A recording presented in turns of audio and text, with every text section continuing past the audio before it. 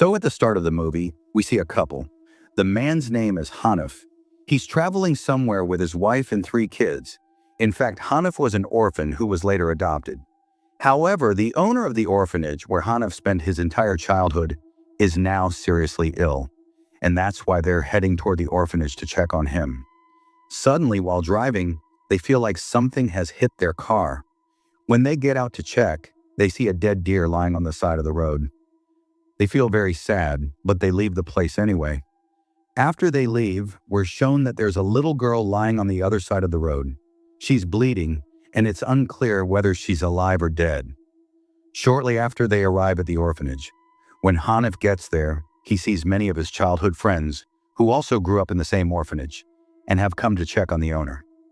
Everyone is happy to see each other. Hanif then learns that only 2 children were never adopted. They grew up in this orphanage and still live there. All of Hanif's childhood friends are now grown up. Among the remaining children, there's a girl named Ronnie. Along with another girl, she gives Hanif and the others a tour of the orphanage. Ronnie shares that she came to the orphanage when she was 10 years old, but she believes that one day her mother will come back to take her. She then shows everyone their rooms. Meanwhile, one of Hanif's sons, named Haki, starts walking toward a particular room. Ronnie notices this and begins explaining the history of that room. Many years ago, a caretaker at the orphanage used to live there. He believed that a young girl was possessed by an evil spirit. He would constantly scream at her, and soon after, the girl mysteriously disappeared. No one ever found out what happened to her. The caretaker slowly went insane and became uncontrollable, so the orphanage staff locked him inside that same room. He kept screaming to be let out and started banging his head against the door. Before the door could be opened, he died.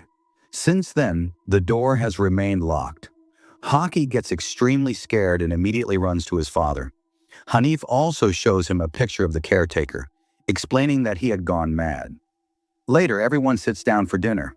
After dinner, Hanif panics when he notices blood, a piece of cloth, and some hair stuck on the hood of his car. This makes him suspicious. Did he really hit a deer, or did he hit someone else? He takes one of his friends with him and goes back to the exact spot where the accident happened. The deer was still lying there, but his friend notices that on the other side of the road, the little girl was also still lying there, and she was dead. At the same time, they see a bus parked nearby that belonged to the orphanage. When they go inside the bus, they see that all the children are injured, and it's clear this wasn't an accident. These children were deliberately attacked.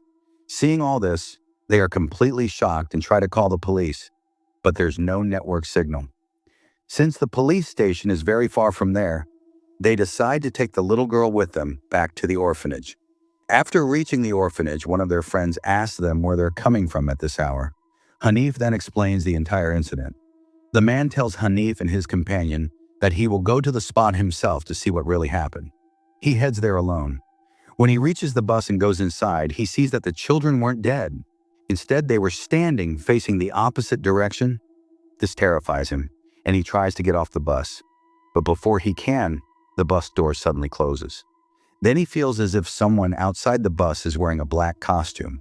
Suddenly, the children inside the bus begin to move, and an enormous number of insects start coming out of something inside the bus. These insects begin entering the man's body, and because of them, he dies. Meanwhile, back at the orphanage, we see a girl holding a knife and an apple, staring at herself in the mirror.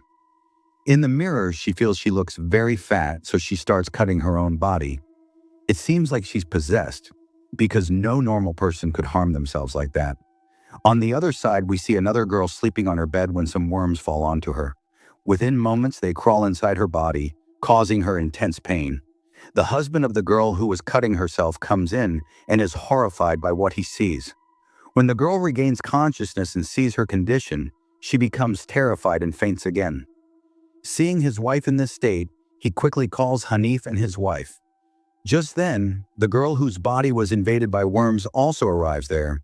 She starts vomiting blood, and a huge number of worms come out with it. But some worms are still inside her body, crawling around under her skin. She begins peeling off her own skin, trying to get the worms out of her body. Instead, her condition keeps getting worse. Now Hanif's wife starts driving the car to take them to the hospital, but something very strange starts happening to them. They keep turning around and end up back at the orphanage again and again. Their road is turned into a loop, and seeing this makes them extremely worried. At this point, Hanif reveals something. He says that the caretaker of the orphanage was a very evil woman. This happened about 25 years ago. She used to brutally torture the children because she practiced black magic. She had even sacrificed 3 little girls. Hanif and his 2 friends had actually witnessed this. But before they could catch her, Hanif and his friends ran away. While the 3 of them were running, they somehow ended up back at the orphanage again. Back then, too, the road had turned into a loop. The owner of the orphanage also found out about this, and they told the kids, "We will lock that caretaker inside her room." Hanif and his friends never told anyone about this before. But today, they finally revealed the truth, that after the caretaker died, they buried her under the floor of that very room. Those friends were still together, except for the poor guy who had died on the bus. So it's possible that the caretaker's spirit is now haunting these 2.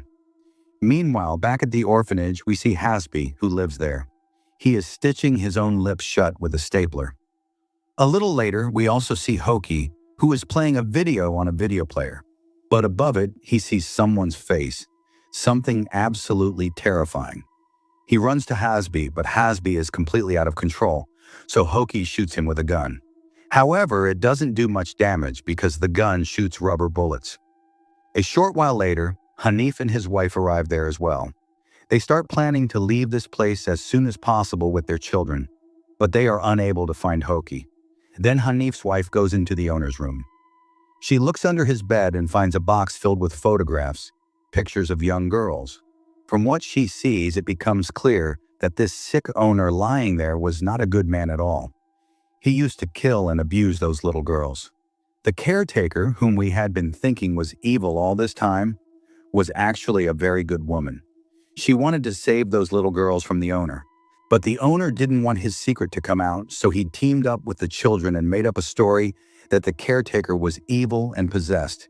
He locked her up so she would die, and she was buried there. Now everyone starts wondering, if the owner was such a bad man, then who is causing all these incidents because the owner is sick and bedridden? A little while later, the little girl whom they thought was dead steps out of a car. She tells them what really happened. The children were going on a picnic from the orphanage when a woman dressed in black boarded their bus. As soon as she came in, all the children became possessed. They completely lost control of themselves. She was chanting some kind of magical spell, but the girl says she didn't get possessed because she was wearing headphones and didn't hear the spell. When she saw all the other children, she ran away, and that's when a car hit her. Hanif feels deeply sad when he realizes that the caretaker was not an evil woman at all. He regrets believing the owner and killing her. In anger, he goes and starts strangling the owner, but his wife stops him. There, Hanif finds a photograph with the missing girl's name written on the back. That's when he begins to understand that maybe this girl is behind everything. They are about to leave when Hanif's 2 injured sons arrive.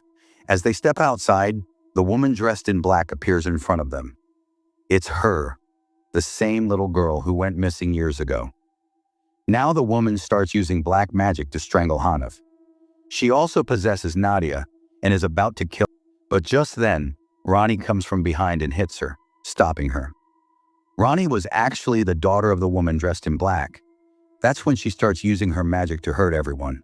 Some people begin feeling severe body pain, while others' fingers start breaking. Then she enters the room where that woman had been buried. Candles were already lit there, which meant some kind of ritual was about to take place. Hanif's wife asks the woman, "Why are you doing this?" She says, "Fine, I understand. You're hurting the people who killed that woman. But why are you killing these innocent children?"